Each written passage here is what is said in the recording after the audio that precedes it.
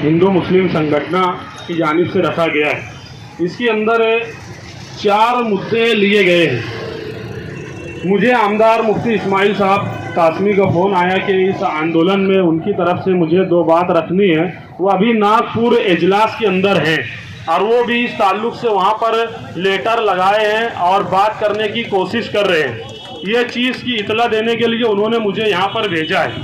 और जब भी इस तंजीम को, इस संगठना को आमदार साहब की जहाँ भी जिस वक्त भी ज़रूरत पड़ेगी, वो इस तंजीम के तहरीक के साथ में शाना बसाना खड़े रहेंगे। इसमें जो 4 मुद्दे लिए गए हैं, पहला मुद्दा है प्रीपेड मीटर की मुखालफत करने का।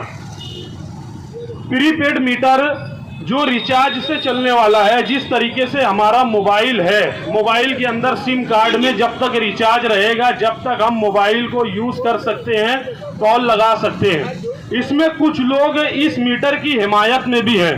जो लोग इस मीटर की हिमायत में हैं, मैं उनसे यही कहना चाहूँगा, उनके जो भी पॉइंट होंगे या जो भी उनका देखने का तरीका होगा, नज़रिया होगा, आज हमको आसान लग रहा है कि हम 1 महीने की बिल जो है वो सिल्लक भर देंगे और उसके बाद अगले महीने से रेगुलर वही रूटीन हो जाएगी कि चलो 1 महीने का सिर्फ हमें एडवांस पेमेंट देना है, अगले महीने से रेगुलर हो जाएगा।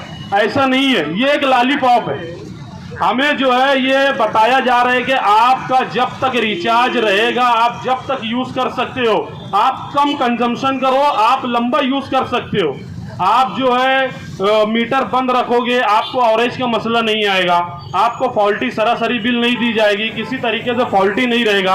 आप मीटर का इस्तेमाल नहीं करोगे तो साल भर भी आपका रिचार्ज चलेगा, ये वक्तिया रहेगा।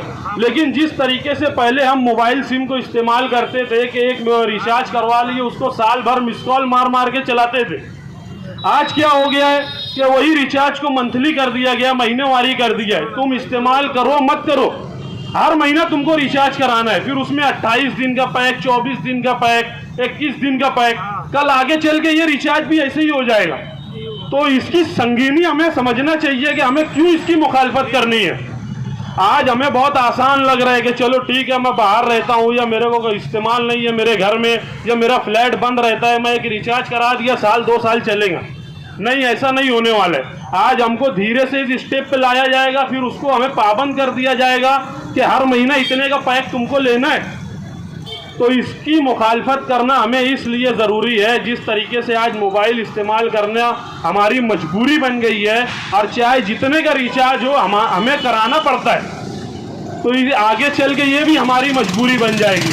दूसरा हमारा मुद्दा है कि कलकत्ता पावर कंपनी की जो मनमानी चल रही है शहर के अंदर, ये किसी से ढकी छुपी नहीं है।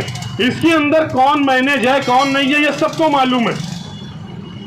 अभी जो है तुम इनके किसी भी सब स्टेशन के अंदर चले जाओ, जो इनके पावर हाउस है, तुम्हें इनके स्टॉक मटेरियल कोई नहीं दिखेंगे, ना पोल दिखेगा, ना डीटीसी दिखेगा, ना केबल दिखेगा। ये किसी भी तरीके से सर्विस नहीं दे पा रहे।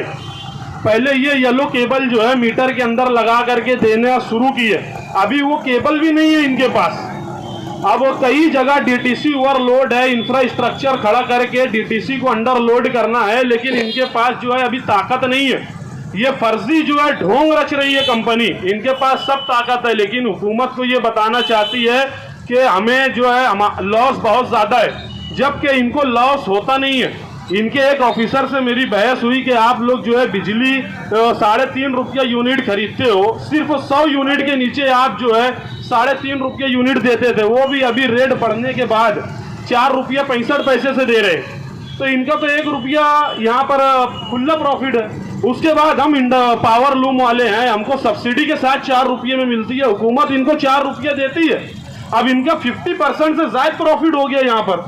उसके बाद जिनका 200 यूनिट के ऊपर, 300 यूनिट के ऊपर, 500 यूनिट के ऊपर गया, तो आखिरी में 16 रुपये यूनिट तक ये चार्ज करते हैं। तो इनका 400% प्रॉफिट है। अगर 50% भी ये लॉस बता रहे हैं तो इनको कोई लॉस नहीं है। जब 400% ये कमा रहे हैं और 50% लॉस बताएंगे तो भी इनको कोई नुकसान लगने वाला नहीं है। मैं 100 मीटर कपड़ा खरीदता हूँ और उसको मैं 80 मीटर ही बेचता हूँ, लेकिन 3 रुपये में खरीद के 16 रुपये, 8 रुपये, 5 रुपये में बेच रहा हूँ। अगर मेरा 20 मीटर कपड़ा चोरी हो जा रहा है या कहीं पर गिर जा रहा है या ख़राब हो जा रहा है, तो मेरे को कहाँ से लॉस हुआ? वो मेरे को जवाब में यही कहे कि यार हम इस तरीके से नुकसान नहीं निकालते जिस तरीके से तुम बता रहे हो। हम ये देखते हैं कि हमने 100 यूनिट खरीदा, अब 100 यूनिट में हमने सेल किया 80 यूनिट, 20 यूनिट ज़ाय हो गई। बिजली स्टोर नहीं कर सकते, बिजली जो है अगर इस्तेमाल नहीं की गई तो वो ज़ाय हो जाती है। इसीलिए टीओडी फैसिलिटी करके जो है रात में जो बिजली कंजम्पशन होता है उसके लिए सहूलत दी जाती है। तो जब हम इतने बड़े पैमाने पर इनकी बिजली मालेगांव शहर के अंदर पावर लूम वाले बोलो या फिर दुकानदार बोलो इस्तेमाल करते हैं, ये हुकूमत पे और बिजली कंपनी में हम एहसान करते हैं और हमें एहसान के बदले में हमारे ऊपर जुल्म किया जाता है।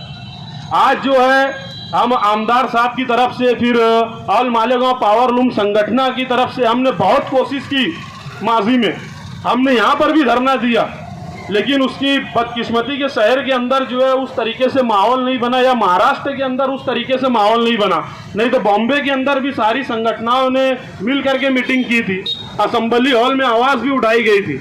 हमें आज जो संगठन हम बनाए हिंदू मुस्लिम संगठन, एक उम्मीद दिखती है कि अगर हम पूरी ताकत से जुड़ गए और कोई बड़ा कदम हुकूमत के खिलाफ उठा लिए और सर की तादाद जो है उसके अंदर ज़्यादा रही और हर समाज हर तबके की रही तो हम जीत सकते हैं। नहीं तो अडानी अंबानी की गुलामी में ये हुकूमत चल रही है, तुम्हारी मेरी कोई औकात नहीं है उसको हराने की। हाँ, अगर सब मिल गए और कोई बड़ा कदम उठाए तो फिर हम उसको हरा सकते हैं। उसके बाद तीसरा मुद्दा यहाँ पे 300 यूनिट जो है बिजली फ्री देने की। आज दिल्ली की मिसाल देख लो, दिल्ली की जो रियासत है उसकी स्टडी कर लो। पानी फ्री देने के बाद 300-200 यूनिट फ्री देने के बाद औरतों को महिलाओं को जो है बस का सफ़र फ्री देने के बाद भी वो रियासत वाहिद रियासत है जिसका बजट पूरा प्लस में। हमारे यहाँ जो मिनिस्टरों का करप्शन है, जो लीडरों का करप्शन है, जो हुकूमत करप्शन कर रही है, उससे हम परेशान हैं। ये फ्री देने से हमें कोई नुकसान नहीं है। अगर हमारी हुकूमत भी साफ और शफाफ तरीके से हुकूमत करे और हमें ये फ्री देने के बाद भी फ्री देगी, उसके बाद भी उसका बजट जो है प्लस में रहेगा।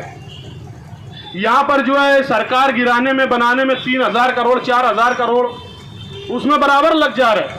जहाँ अवाम का फ़ायदा है, जहाँ गरीबों का फ़ायदा है, जिसके लिए हुकूमत बनाई गई, जिसके लिए जमहूरियत बनाई गई, जिसके लिए अंग्रेज़ों से लड़ा गया, तो वो सब दरकिनार। यहाँ पर सिर्फ जो मिनिस्टर बनेंगे, जो मतलब उनके यार दोस्त रहेंगे, जो कॉरपोरेट कंपनियां रहेंगी, जो मिनिस्टरों को फंड करेंगी, उनके फायदे के लिए पॉलिसियां बन रही है। आज जो रेगुलर बिल भरता है उसको कोई फायदा है, कोई सहूलत है। जो बिल नहीं भरता थक बाकी लगा देता है, उसके लिए पीडी एमनेस्टी स्कीम निकलती है। क्यों निकलती है? बड़ी बड़ी कंपनियां हुकूमत का पैसा रोक लेती हैं, वही जो है फिर मजबूर करती है उनको अपने हिसाब से जो है सहूलत देने के लिए। पीडी एमनेस्टी में क्या गरीब का फायदा है? कोई ईमानदार कंज्यूमर का फायदा है? तो हुकूमत से हमारा ये भी मुतालबा होना चाहिए कि हुकूमत जो ईमानदार कंज्यूमर है, जो रेगुलर बिल भरता है, जो पूरी तरीके से बिल भरता है, उसके लिए भी कोई सहूलत लाए। लालच तो दे, तुम्हारा लॉस कम होगा, तुम्हारी चोरी कम होगी। तुम लालच दो, एक हिकमत से हुकूमत चलाओ।